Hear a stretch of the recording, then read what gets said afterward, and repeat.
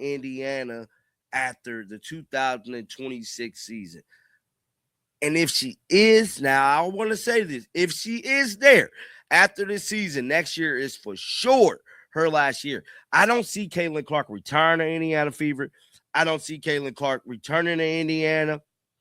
I don't see any of it. I think Caitlin Clark's WNBA career is going to really start with whatever team she goes to after this, because she get to pick the team she want to go to. You feel me? So fresh chaos is brewing in the WNBA once again. Right on schedule, Caitlin Clark opened up during a press session, and her comments got twisted around by a lot of people online. That's something worth touching on later, but first the bigger issue needs addressing. WNBA officiating, a topic that has followed the league for the past 2.5 seasons, with referees repeatedly shaping outcomes through their calls. Everyone remembers not long ago when Caitlin Clark got hit with a technical simply for clapping her hands. Around that same stretch, other players, including Amber Wall, kicked the scorer's table and acted out in far more extreme ways, without facing ejection or any real consequence. All of this Caitlin Clark, mania we've been getting, I don't even think this is the beginning of it. I think Caitlin's going to win multiple WNBA championships, and she's going to do it with a team of her choosing. Because as of right now, the Indiana Fever is not that, bro. Indiana Fever is not that. And to make more assault to injury, we got our teammate Tyasha Hers talking reckless online to fans. Right now, this just happened about 30 to 45 minutes ago. But before we get into... Officials let it slide.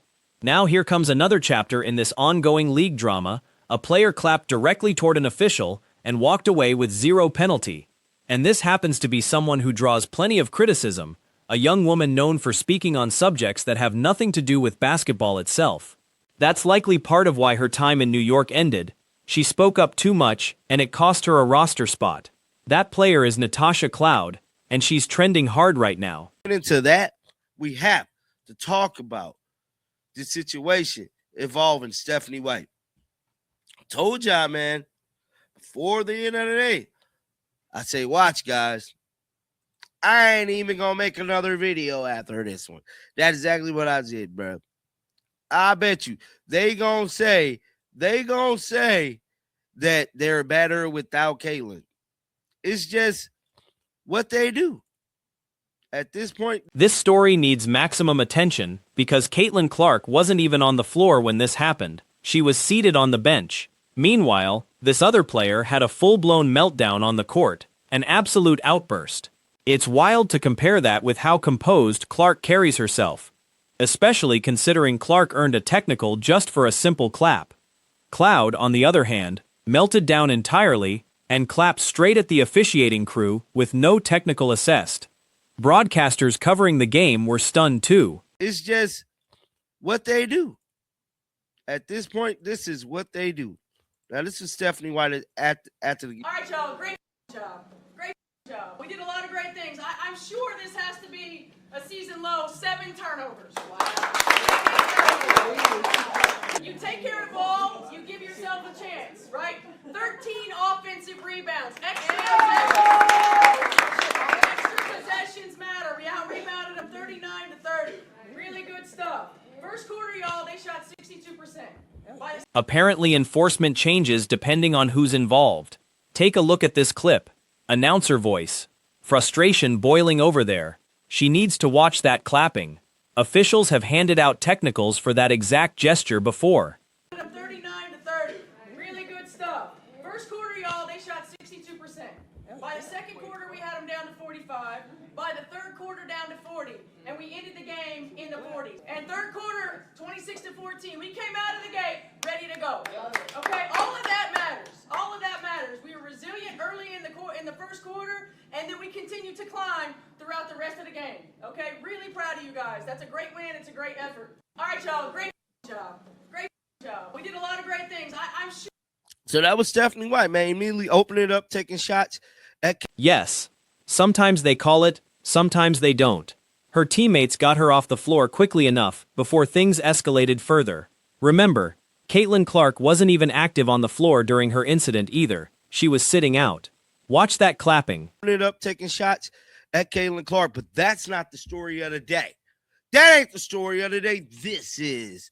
This is one of Caitlin Clark's teammates on X. Now, I believe she later deleted this tweet, y'all. We gonna see, but I think she did.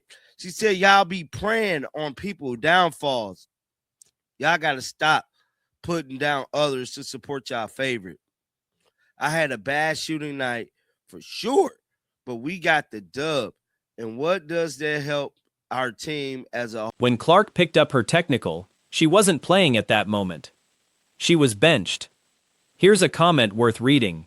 Referees have apparently been told to crack down hard on Clark while everyone else skates by. She stands as the only player in league history penalized for applauding. 30 years of league history, and this is somehow the version of sisterhood the 1BA wants to showcase. Definitely feels that way. help our team as a whole. And whoever is your favorite, we all trying to help in any way we can. So that was Tyasha Hines Allen. Let's head on over here to her ex. Tyasha Hines Allen said, why y'all keep telling me to log off? It's my own off day. Athletes can't have conversation without people thinking I'm fighting. My life is blessed, and I am highly favored. Simon. Same officiating crew both times? That technical against Clark needs to be reversed. People are calling for it directly in this clip, saying Cloud clapped and nothing happened, calling for consistency across the board. Someone else pointed out a nearly identical situation happened against the Liberty a few weeks back, and it also went uncalled, chalking it up to selective enforcement, calling it standard practice at this point. One commenter joked, Cloud can do whatever she wants apparently. And I'm fighting. My life is blessed, and I am highly favored. Simon said, hey, Ty, you got to get offline. Very unprofessional to be fighting with fans on X. Support y'all favorite. Also, making statements like this is toxic for team cohesion, making it sound like you have a resentment for CC and feeding into the online narratives. Try to have less than skin. Wow. Then she stated, my point made up. Another said she looked unhinged out there, calling it a total blow-up. Someone else brought up how a different player stole the ball, and the officials still awarded a timeout to the opposing squad anyway, calling it favoritism. Others dismissed the outrage entirely. Still, plenty maintain Clark got flagged for a clap, and that fact alone speaks volumes, regardless of what anyone argues otherwise.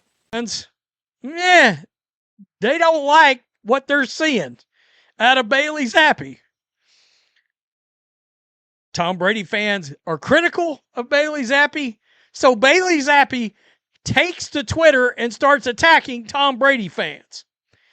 And when you say, quote, y'all fave, unquote, that's exactly what you're doing. You done fucked up. You brought Caitlin Clark directly into this.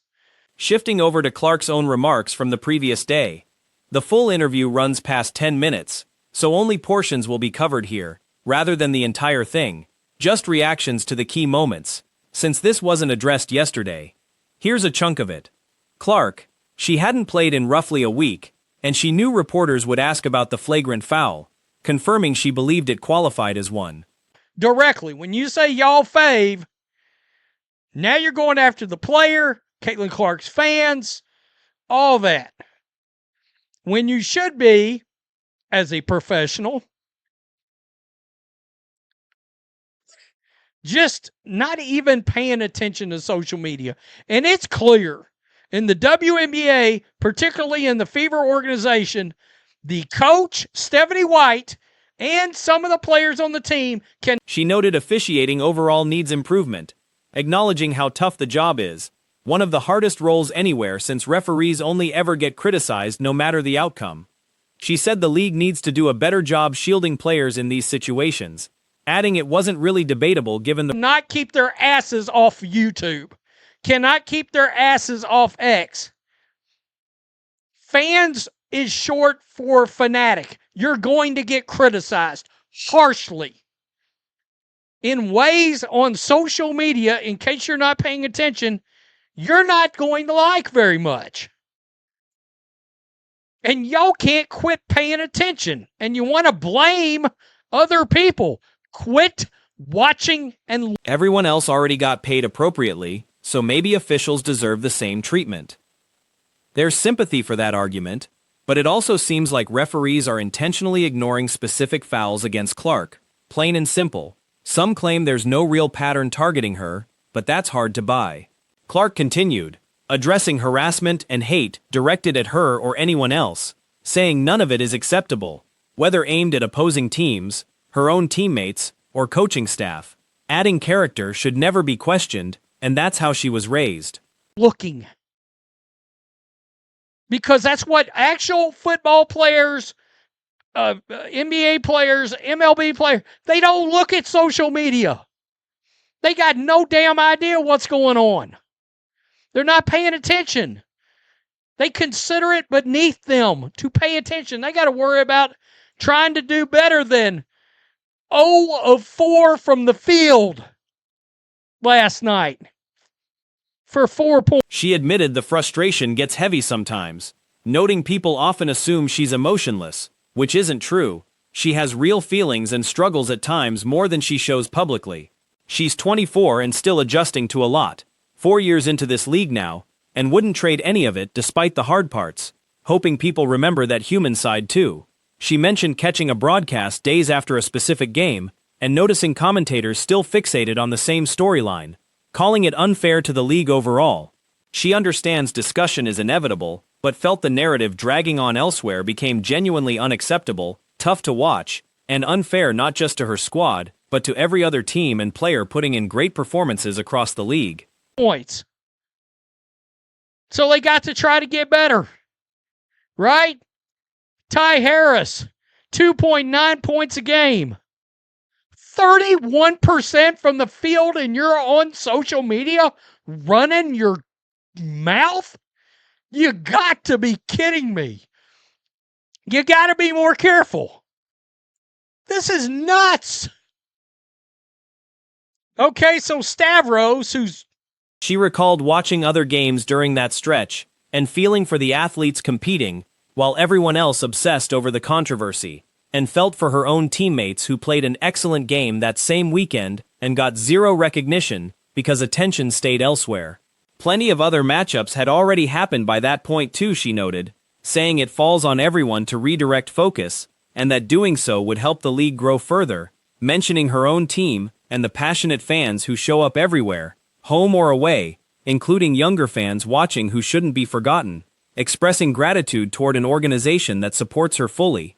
She brought up seeing a headline claiming her season had been nothing but frustration, saying that mischaracterized things entirely since nobody had actually asked her that directly, encouraging people to discuss her performance instead, good or bad, acknowledging other topics matter too, but hoping focus shifts back toward positivity, adding the world could use more of that. She then addressed her health status, confirming she'll sit out the next game but feels much improved, looking forward to returning to practice and eventually games again despite the challenge of a back-to-back schedule, expressing that the recovery week benefited her overall condition. Been on X forever. Evidently, I'm blocked. I have no idea why. Zero idea why. But nonetheless, occasionally you run across one of these Caitlin Clark fans that are a weak motherfucker and they got you blocked. There, I said it out loud. Sorry, Stavros, but you block me, I'll nail you. I don't give a shit. Y'all be praying for people's downfalls. She wrapped up mentioning how her comments echoed something Coach Stephanie White had said previously, inviting more thoughts on the matter before signing off for the day. The Phoenix Mercury shared a post celebrating their assist totals, and the wording briefly tripped up readers who misread it as something far more serious. To be fair, the team does sit near the top of the league in that category, though not by a wide margin. The reaction across social media quickly turned into a wave of jokes and jabs, and one veteran broadcaster's comments stood out from the rest. Y'all ain't got to put down others to support y'all fave. All right, you just brought us all into this. Congratulations. That's your fault, not ours. What Herm Edwards, the former coach of the Dead Shoes, say? Don't press send. I had a bad shooting night for sure, but we got the dub. What does that help our team as a whole and whoever? A longtime face of sports television recently stepped away from her network role after more than 3 decades on the air. Fans have noted she looks remarkably youthful for someone who's been delivering highlights since the early 90s. Her first broadcast aired when many current viewers were still in high school. That broadcaster weighed in on both Caitlin Clark and Alyssa Thomas. Is your fave? We all trying to help in any way we can as I lost 1,700 IQ points reading whatever in the hell that was. Guys, I had to read it like 4 times before we even started recording. I mean, I had a bad shooting night for sure, but we got the dub. What does that help? What does that help our team? When Thomas earlier stated she had received threatening messages and racially charged abuse toward her and her family, the broadcaster's response carried a pointed edge, essentially asking whether the claims had been formally reported to authorities. The framing struck many as a subtle way of casting doubt rather than expressing concern.